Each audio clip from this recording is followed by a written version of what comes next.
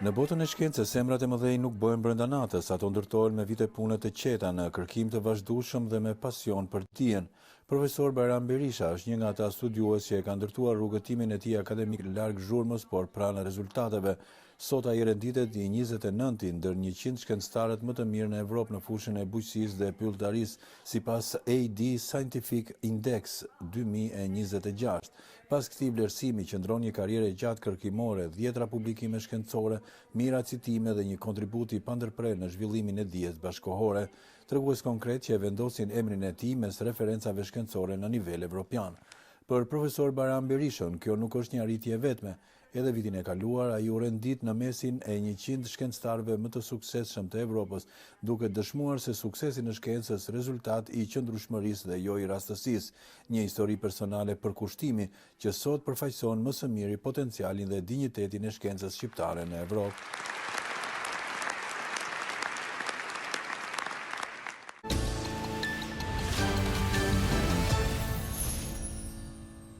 Një profesor nga Prishtina i cili renditet mes shkencëtarëve më të mirë të Evropës në fushën e bujqësisë. Në historinë e profesor Bajram Berishës, i cili është vlerësuar sipas AD Scientific Index për vitin 2026, i 29 ndër shkencëtarët, ndër 100 shkencëtarët e marrën këtë vlerësim në më të mirët në Evropë dhe kam në komunikim të drejtë për drejtë. Menjëherë pa humbur kohë, dua ta ftoj mirëmëngjes. Mirë se vjen zoti Berisha. Mirëmëngjes, faleminderit shumë. Faleminderit shumë. Fillimisht faleminderit shumë për ftesën në emision kaq të rëndësishëm qendror të televizionit shqiptar siç është Mirëmëngjesi Shqipëri, edhe për faktin se javën e kaluar kam qenë në një emision tjetër, Qartësia 2 fish në emisionin e autor arsimit të Elira Birko, por emocionet tona për televizionin shqiptar të mëdha për arsye se gjatë luftës kur kemi qenë të ri, ka qenë burimi vetëm informatave, kështu që Kënaqësia është e gjitha e jona, profesor, sepse ne gëzohemi vërtet kur kemi personazhe të tillë që sillin vlera në programin ton. Prandaj pa humbur kohë, unë dua të të përshëndes, mirëmëngjes, dhe dua të të pyes si ndihesh që vlerësohesh i 29 ndër 100 shkencëtarët më të mirë në fushën e bujqësisë. Kjo në plan të parë duket një arritje shumë e madhe, nuk e di nëse është më e madhja e karrierës tënde. Natyrisht, kur njeriu kështu ka arrin këtë moshën që kam unë, vjen edhe titujt. Vetë tillë sepse mosha është që ajo që sjell kënaqësia ishte jashtëzakonisht e madhe sepse vije nga një institucion i pavarur i cili në mënyrë të real time e bën vlerësimin, rangimin e shkencëtarëve, nga një institucion i cili i mbledh rezultatet shkencore të shkencëtarëve të gjithë botës, por edhe të institucioneve shkencore, dhe bazuar në këto rezultate bën edhe rangimin e tyre. AD Scientific Index është institucion i pavarur që bazohet në indikatorët bibliometrik bashkëkohor që nxirren nga Google Scholar, dhe Google Scholar është një platformë elektronike ku ne, profesorët e Universitetit të Prishtinës, jemi të obliguar që ta krijojmë profilin tonë. Dhe bazuar në to profile, natyrisht institucioni i përmendur ka arritur që të më nxjerrë njërin ndër shkencëtarët më të mëdhenj për fat të mirë në majën e listës, në një listë ku për hir të vërtetës janë të vendosur vetëm më pak se gjysma e shteteve të Evropës. Por këtu s'duhet të harru faktin se një kontribut të madh në këtë rangim timin ka dhënë edhe universitetet tjera ku kam punuar unë paraprakisht, që ka qenë Universiteti i Ljubljanës, ku kam qëndruar 4-5 vjet jetësime, dhe Universiteti i Minihut, ku kam punuar, ku jam doktoruar, jam habilituar, kam punuar për 15 vjet si rregull dhe vazhdoj të punoj si asociuar edhe sot e kësaj dite. Pra, si më thënë, ky është një çmim kumulativ i arritur për një periudhë gjatë, themi, gjatë tërë karrierës time shkencore. Profesor, ta zbërthejmë pak për publikun që po na ndjek këtë vlerësim që ju keni marrë duke u renditur i 29. Për çfarë ju kanë vlerësuar? Për çfarë duhet kuptoj publiku? Cilat kanë qenë punët tuaja kërkimore? Po puna ime shkencore e cila ka filluar 30 vjet përpara është e lidhur me riprodhimin prendarisht shtazore, me funksionet caktuara fiziologjike, dhe unë kam pas fatin që të trashëgoj një ekip të fuqishme shkencore në Universitetin e Minihut, që është marrë një fushë të re të shkencës që quhet parakrinologjia dhe që është dege e endokrinologjisë, dhe në kuadër të kësaj fushë ne kemi zhvilluar një fokus të veçantë shkencor që quhet angiogjeneza, krijimi i enëve të reja të gjakut në kuadër të organeve seksuale femërore të gjithave, që nga vezorja, vezpërquësit, mitra dhe gjëndra qumshtore e tjera, dhe bazuar në këto arritje të cilat janë ndërthur, janë ndërlidh edhe me efektin e këtij procesi, ose këtyre proceseve, në smundje patologjike, si që në karcinomat, si më thënë, ka qenë i favorizuar, kjo formë e studimeve tona ka qenë i favorizuar që jemi cituar, ose metodat tona janë përdorur, sikur nga fiziologjia, ashtu nga patologjia, dhe ka qenë një fat i mirë për ne në këtë rast që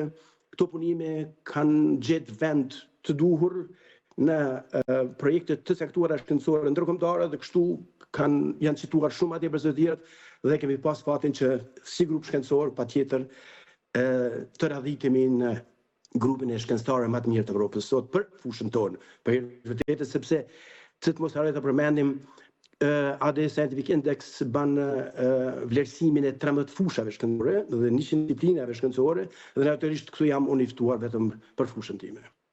Renditja, me ç'po kuptoj, bazohet në indikator konkret shkencor. Sa e rëndësishme është për ju që vlerësoheni dhe keni këtë pozicionim në bazë të punës reale dhe jo të një perceptimi që mund të jetë i përgjithshëm për punën tuaj? Ky është një augur i mirë edhe për gjithë ne këtu, që më në fund të vlerësimit bëhet përmes indikatorëve të matshëm kuantitativ.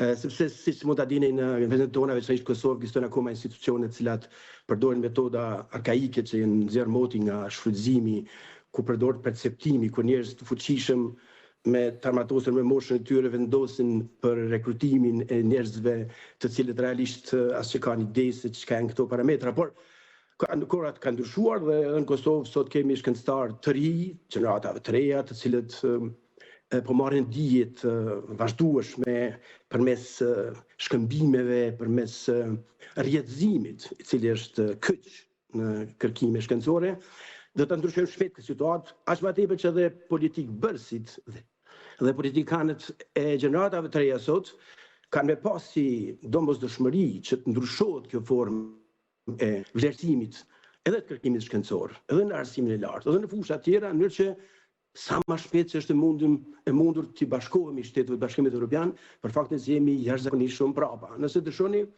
mund t'ja them vetëm një fakt. Bie fjala në vitin 2023, Kosova ka pasur gjithsejt 300 publikime shkencore të publikuara në platformën Scopus. Ndërkohë që Kroacia i ka pasur 10.000. Vërtet Kroacia është 3 herë më e madhe se Kosova, por jo 30 herë. Dhe një çështje e tillë, që nëse bazohemi këto parametra, ku bazohet gjithë shkenca moderne, bashkëkohore dhe prandaj kanë nesër atë shumë, unë shpresoj që edhe nesër shpejti do të arrijmë që me hapa të shpejt të realizojmë dhe të bashkangjitemi, si themi, trenit të shteteve të cilat me shpejtësi po dëshojnë me u bashku integrime në Bashkimin Evropian. Pra, gjithsesi atë që pyete është auguri mirë për ne që realisht edhe televizionet publike ju, por edhe televizioni i Kosovës ka filluar të rëndësi në mënyrë të tillë, pra një vlerësimi të tillë kuantitativ, bazuar në parametra bibliometrik bashkëkohor, siç është Hirsch indeksi, impact faktori, numri i citimeve dhe të gjithë faktorët me të cilat sot në Evropë mund të kualifikohesh për të gjitha avancimet e mundshme shkencore, për marrjen e projekteve të granteve. Pra, nuk duhet më dosje e madhe shumë për me konkuru në projekte shkencore në Evropë, për me konkuru për pozitat të ndryshme. Duhen 2-3 minuta në internet, në disa platforma elektronike dhe natyrisht kandidatët janë të gatshëm për të zgjedhur. E kuptoj. Megjithatë unë dua të qëndroj edhe pak te karriera juaj, sepse jam i bindur që pas këtij vlerësimi fshihet një punë e madhe shumë vjeçare. Dua të di pak përditshmërinë e profesor Berishës, si është në punën e tij. Përditshmëria ime ka ndryshuar dukshëm. Unë studimet universitare kam mbaruar në Universitetin e Prishtinës në fundin e viteve të 80-ta. Pastaj kam qëndruar në Universitetin e Ljubljanës 4 vjet në studimet e mia pas universitare dhe prej aty kam shkuar në Universitetin e Miniut, ku kam kryer doktoratën, habilitimin, postdoc dhe pastaj zgjedhur në cilësinë e mësimdhënësit universitar, ku kam bërë punë si rregull për 15 vjet rresht deri në vitin 2009 kur jam kthyer në Kosovë në Universitetin e Prishtinës, ku tani jam i rregull, ndërkohë që vazhdoj e kryj punët e mia edhe në Universitetin Miniut, një pjesë të punëve me grupin e doktorantëve të mi, me grupin e punës time shkencore, sepse kjo arritur shkencore nuk ka ardhur kështu krejtësisht. Kam qenë udhëheqës i një grupi të fuqishëm shkencor atje, të cilin kam për herë të vërtetë se kam trashëguar nga një profesor i madh, që është kështu historik, Dieter Shams, që është akoma këtë jetë dhe që është akoma shumë aktiv dhe që i falenderojmë shumë. Pra kam trashëguar dhe kam arrit me vazhdu punën me një intensitet më të madh se kaq, duke realizuar projekte të rëndësishme nga Bashkia Federale Gjermane, Deutsche Forschungsgemeinschaft, të cilët edhe më tutje vazhdojnë që ta mbështesin hulumtimin tim shkencor duke qenë në Kosovë, sepse tani që jam këtu, unë kam doktorant bile, kam edhe nga Prishtina, të cilët ka qëlluar që të jetë shkëlqyer dhe që tash bëjnë një pjesë të rëndësishme të punëve të mia atje. Pra përditshmëria në ndërkohë ka ndryshuar. Unë arri me një farë me kombinimin e kërkimit tim shkencor mes Gjermanisë dhe Prishtinës, po për të vërtetës pjesa më e madhe ulëndime bën akoma në Gjermani për arsye Kosovë, për arsye se Kosovë siç e dini kemi edhe telashet natyrave krejt thjeshta, siç është edhe mungesa e rrymës për 4 pasor dhe unë ta merrni me mend se nëse punoni me një fushë siç është biologjia molekulare dhe bioteknologjia, se sa e rëndësishme është që të ketë stabilitet bifjane në Gjermani janë 4 nivele të sigurisë, energjisë, në qoftë se vijnë dhe detyrat e tilla dhe natyrisht këtu akoma kemi telashen natyrën e sigurisë në kuptimin e realizimit sakt të metoda, por gjithsesi unë kam arritur që ta integroj kërkimin shkencor nga Universiteti i Miniut në Universitetin e Prishtinës, por që realisht jam aktiv edhe në Universitetin e Tiranës, por edhe në Akademinë e Shkencave si antar i jashtëm në Shqipëri. Këto janë vlerësime për gjithë të universitetet, kryesisht për Universitetin e Prishtinës. Besoj që ata duhet jenë shumë krenarë që ju kanë ju në gjirin e tyre për të dhënë këto leksione. Nuk e di si kanë ndikuar, pra sa fusha strategjike janë bujqësia dhe pylltaria në Evropë ditët e sotme. Duhet bëj pak një paralelizim mes vendeve tona, por edhe vendeve tjera. Po, gjithsesi bujqësia ngelest shumë strategjike dhe për faktin se kemi sfidën e ushqimit shekullit tonë. Siç mund ta dim, në 50 vjet të fundit ne kemi një 2% popullsisë, pra nga 4 miliard në 8 miliard banor në globin toksor, dhe në njëjtën kohë kemi 50% të zvoglimit të hapësirës të tokës bujqësore për kokë banori. Domethënë, në vitet 60 ne kemi pas diku 0,4 hektar, sot kemi më pak se 0,2 hektar për kokë banori, që do të thotë se ne po vazhdojmë një trend keq në këtë drejtim që në vitin 2050 konsiderohet se kemi mbrit rreth 0,1 hektar për kokë banori, ndërkohë që popullsia ka me vazhdu me u rritur deri afër 10 ose 12 miliard, që tregon se bujqësia ka me ngel fokus i rëndësishëm strategjik, sepse është i lidhur me ushqimin. Pra, të gjitha shtetet evropiane përpiqen që përkundër faktit që sot duke bazuar në bioteknologji, në fushën që punoj edhe unë, ne kemi sot ushqim 2 fish më shumë se sa që na duhet.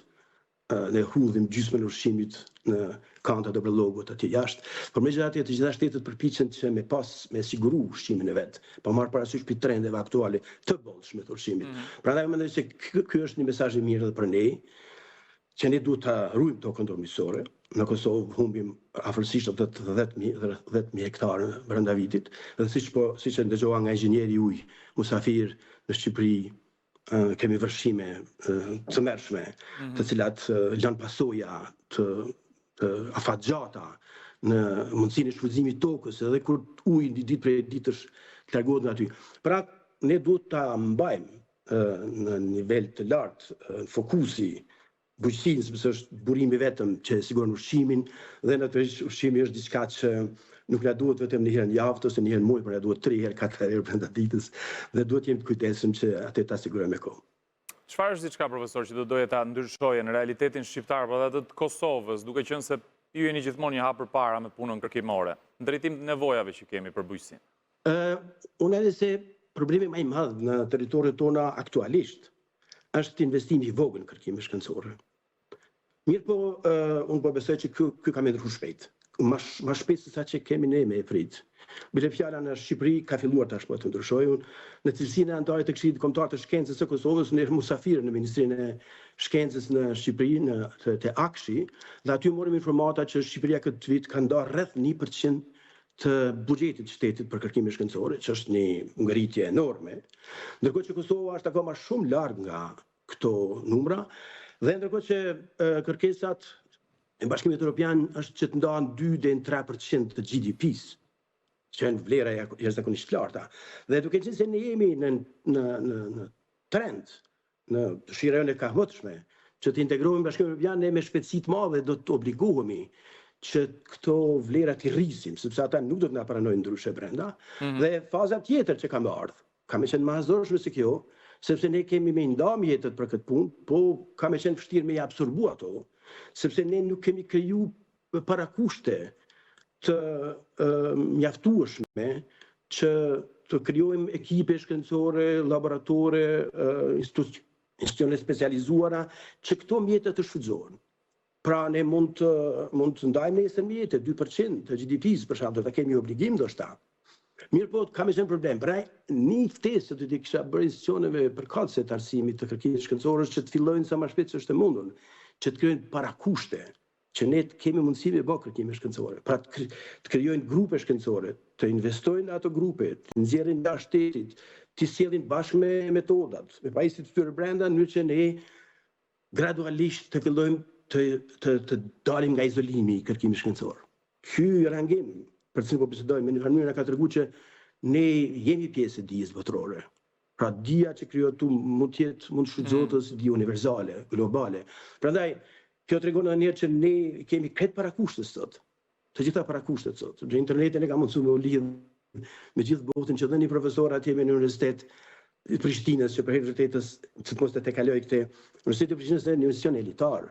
Gjithmonë ka qenë i krahasueshëm me universitetet e Jugosllavisë dhe ka ngelsi i tillë prapse prap në Kosovë dhe në region është në universitetet më të mëdha që e ka favorizuar gjithmonë kërkimin shkencor, lirinë akademike. Bile në kohën e fundit ka bën një ndryshim shumë të madh se të gjitha universitetet e tjera.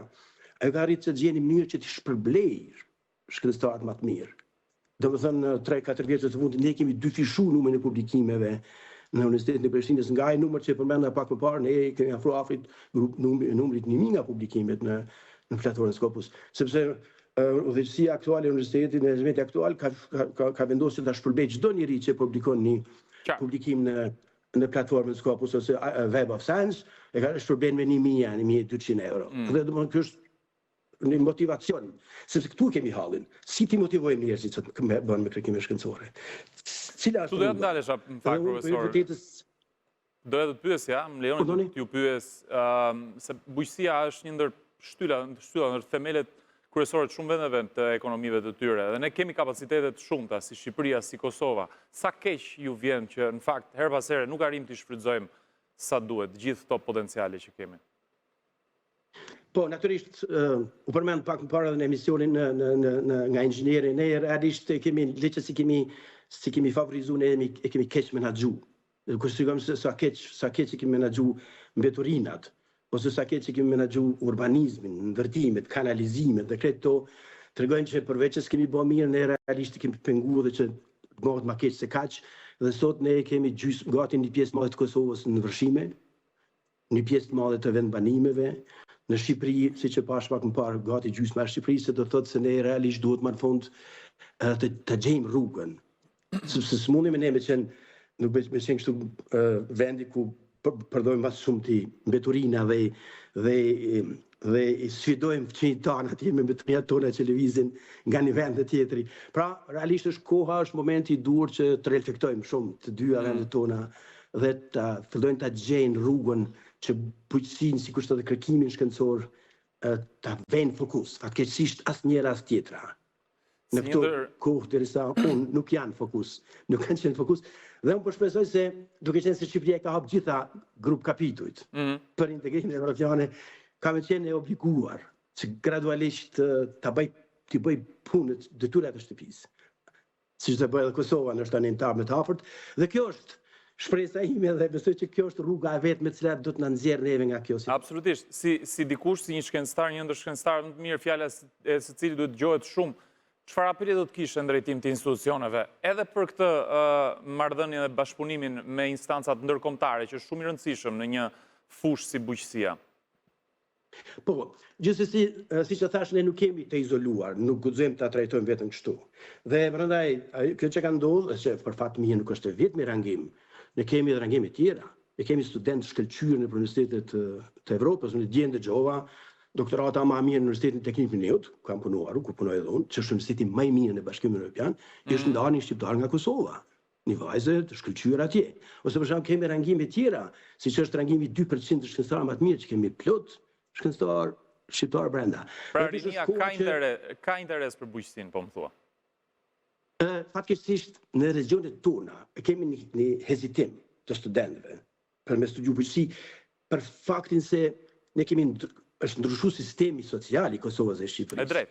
Nga një vend socialist me toka plot dhe me kooperative, me një vend me tokat parcializuara, pa mundësi të shfrytëzimit dhe njerëzit natyrisht nuk po mundin me që të konë. Por, është obligimi institucionet tona që ta gjenë mënyrën se si ti motivojnë studentët që të studiojnë këtë fushë e cila është e domosdoshme për shtetet tona, që të prodhojnë ushqim. Dhe e përmendëm pak më parë disa herë se çfarë sfide është sot dhe çfarë sfide ka mundësi me qenë nesër, me çfarë do probleme që mund të na ndodhë, nëse që ne kemi në gjendje që një pjesë të ushqimit ta sigurojmë nga tokat tona, të cilat janë ndër tokat më të mira që i ka ky region. Profesor Berisha, kënaqësi që të kisha në studio në këtë komunikim të drejt për drejt virtual nga Prishtina. Të falenderoj shumë për kohën tënde dhe për mesazhet e vyera që na përcolle. Duhet të duroj një ditë të mbar dhe shpresoj shumë që të dëgjojmë në renditje edhe më të ngushta në top 10 herën tjetër që të flasim. Kënaqësia ishte imja, faleminderit shumë, mirupafshim. Eci me programin Zonja dhe Zotëri me temat e radhës, vjen Sonja pas pak.